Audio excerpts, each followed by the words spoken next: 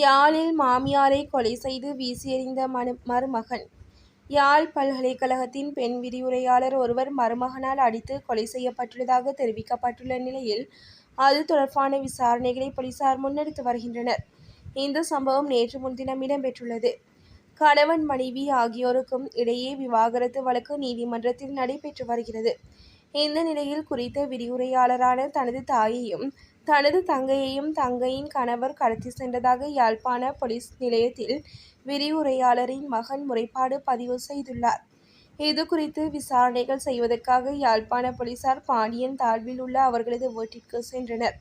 அங்கே வீட்டின் ஓடு கலற்றப்பட்டு கயிறு மூலம் வெளியேறியதற்கான ஆதாரமும் அறுக்கப்பட்ட தலைமுடியும் ஆதாரமாக கிடைக்கப்பெற்றுள்ளது. இந்நிலையில் போலீசார் விசாரணைகளை ஆரம்பித்தனர். அதன் அடிப்படையில் அவர்கள் பரந்தன் பகுதியில் உள்ள ATM இயந்திரத்தில் பணம் எடுத்தது தெரிய வந்துள்ளது. இதனைத் தொடர்ந்து திருகோணமலை பகுதியில் உள்ள எரிபொருள் நிரப்பு நிலையம் ஒன்றில் வாகனத்துக்கு எரிபொருளை நிரப்பியமே QR குறியீடு மூலம் கண்டுபிடிக்கப்பட்டுள்ளது. அந்த எரிபொருள் நிரப்பு நிலையத்தில் உள்ள CCTV கேமரா காட்சிகளை அடிப்படையாக கொண்டு தொடர்ச்சியாக விசாரணைகளை முன்னெடுத்த போலீசார் நேற்றைய தினம் திருகோணமலை பகுதியில் வைத்து விரிவுரையாளரின் மகளான 19 வயதுடைய மனைவி மற்றும் 21 வயதுடைய கணவன் என இருவரையும் கைது செய்துள்ளனர்.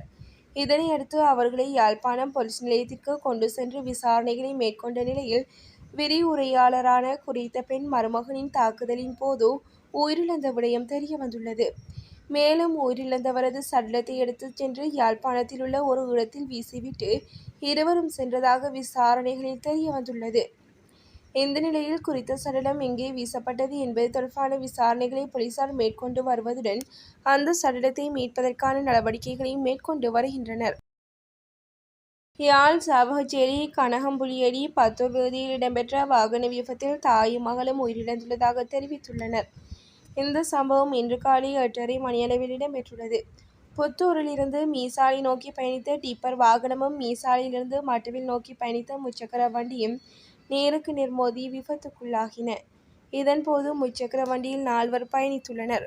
அவர்களுள் தாயும் மகளும் சம்பவ இடத்தில் உயிரிழந்ததோடு சாரதியும் பிரிதொரு பெண்ணும் காயமடைந்துள்ளனர். டிப்பர் சாரதி கைது செய்யப்பட்டுள்ளார்.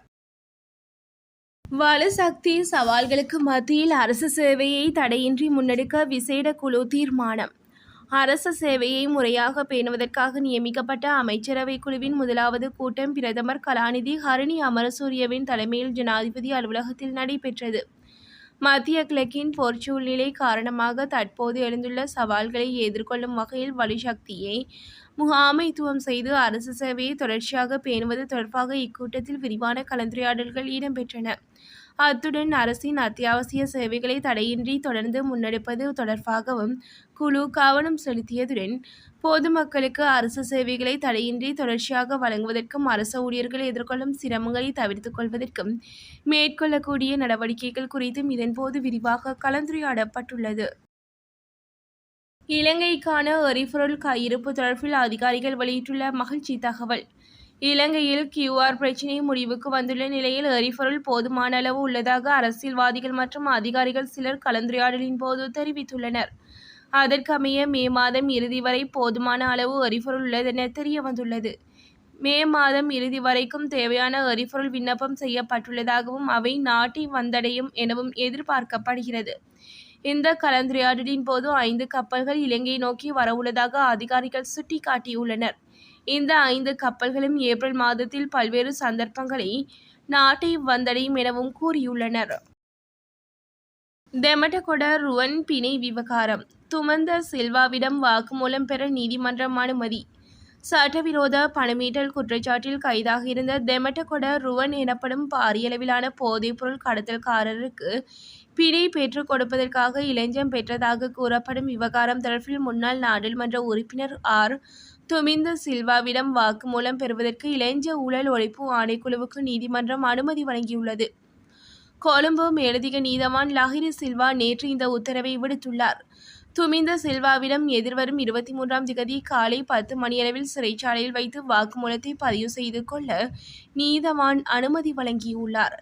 இதன்போது தனது சட்டத்தரணி முன்னிலையில் வாக்குமூலம் அளிப்பதற்கான உரிமை சந்தேக நபருக்கு உண்டு என்றும் நீதிமன்றம் சுட்டிக்காட்டியுள்ளது. இலங்கையிற்கு பெருந்தொகை எரிவாயுவை ஏற்றிய கப்பல் இன்று வருகை. இலங்கையிற்கு 3900 மெட்ரிக் டன் எரிவாயுவை ஏற்றி வரும் கப்பல் இன்று நாட்டிற்கு வரும் என லிட்ரோ நிறுவனம் தெரிவித்துள்ளது. இந்த மாதத்தில் 7 எரிவாயு கப்பல்கள் நாட்டிற்கு வருகை தந்துள்ளதாக நிறுவனம் கூறியுள்ளது. அதற்கமைய இந்த மாதம் 27,300 மெட்ரிக் டன் எரிவாயு நாட்டிற்கு வந்துள்ளதாக அந்நிறுவனம் தெரிவித்துள்ளது. மேலும் இந்த மாதம் மேலும் 3 எரிவாயு கப்பல்கள் நாட்டிற்கு வர உள்ளதாகவும் லிட்ரோ நிறுவனம் கூறியுள்ளது.